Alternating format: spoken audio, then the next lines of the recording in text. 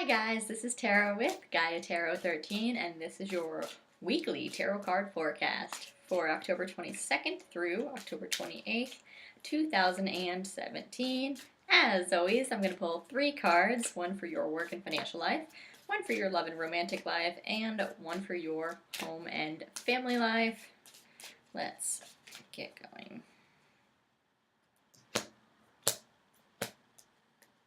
Alright. In your work and financial life, we have the Nine of Cups reversed. And this is something at work turning out differently than you expected, but it's still going to be positive. So maybe if you thought that a coworker was leaving, you were going to take over her work tasks, but instead a boss leaves and upper management taps you for that position or asks you if you are interested in or to apply or something along those lines. So it's not what you expected, but it's still good. It could be better than you expected. But this is just something turning out just a touch differently. So keep that in mind. This also applies to finances. So if you are, again, this something most likely ending up positive. So it's not like, you get a bill and you find out it's larger than you expected, because that would be, like negative. You don't want to pay more for something. But on the opposite side of that, so if you get a bill and you expected it to be a certain amount and you find it actually costs less than you expected. So something turning out differently, but for the better. Again, work and finances. So we always like things to turn out better with our money, right? In love, we have the Eight of Swords upright. You are what is preventing love from coming to you. That's really kind of like the message. And I know that's kind of a hard pill to swallow sometimes. No one wants to be told that. But she's kind of there by her own accord. So that's kind of what I'm getting from this. Like, she's kind of voluntarily and willingly there. She's surrounded by swords. She could cut herself free, and she's not. So if you're looking, it is for a relationship. It is you that's preventing things. I don't know if that's maybe an attachment to a previous relationship. You're not emotionally ready for a new one. You have certain expectations that are maybe a bit unreasonable.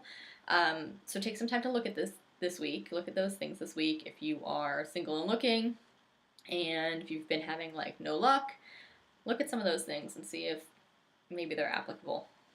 If you are coupled, this is more of an unwillingness to change or to grow within yourself and within your relationship and with your partner.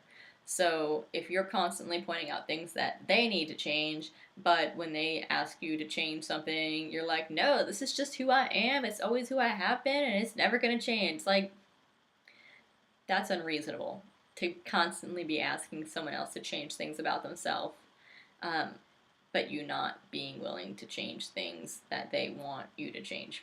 Now, I know that there's an argument that you shouldn't change yourself for a person, and I agree with that. Generally, as an overarching global kind of statement, yes. But when you're in a coupled relationship, I'm not talking about major personality things. When you are in a coupled relationship, there are things that you need to change. That's just the reality of couplehood. Where you would live a certain way if you lived on your own and you were single, you don't live that way if you're in a coupled relationship. You don't leave dishes all over the house when you're with someone where you might if you were single, or clothes strewn about where if it was just you, you'd go around the house and pick up the clothes and then go do the laundry. But maybe your partner doesn't like that. Kind of little things like that, normal changes. And so there's a certain unreasonableness that comes with asking a partner always to change, but you being unwilling to change when they ask you. Again, I'm talking about those types of things, not big personality things. Okay. In your home life, we have Judgment reversed. And this is talking about being passive and needing to participate in life.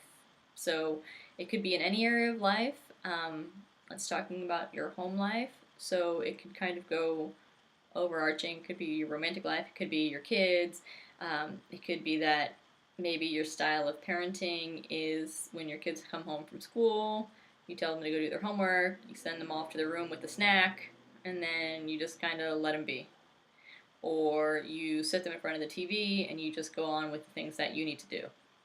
And maybe you need to be a little more active, like instead of sending them off to their room with a snack, telling them to do their homework, you go do their homework with them. Or instead of putting them in front of the TV, you go and go out for a walk in the park with them, or even just around the neighborhood, whatever. Being a little more active. I just used family and kids as an example because it is home and family life. So don't be offended by me telling you. I'm not telling you how to parent. I'm just telling you what the card says. However it shows up for you, this is talking about being more active. Don't take a passive role. That's what we've got going on this week. Thanks so much for watching. Thanks for liking, sharing, and subscribing to my YouTube page. If you want to get a personal reading with me, the only way to do so is through my website, which is GaiaTarot13.com. Be sure to follow me on Facebook, Instagram, Twitter, and Tumblr, where I pull a tarot card every day, reading the energy of that specific day. Thanks so much for watching, guys, and we will see you next time.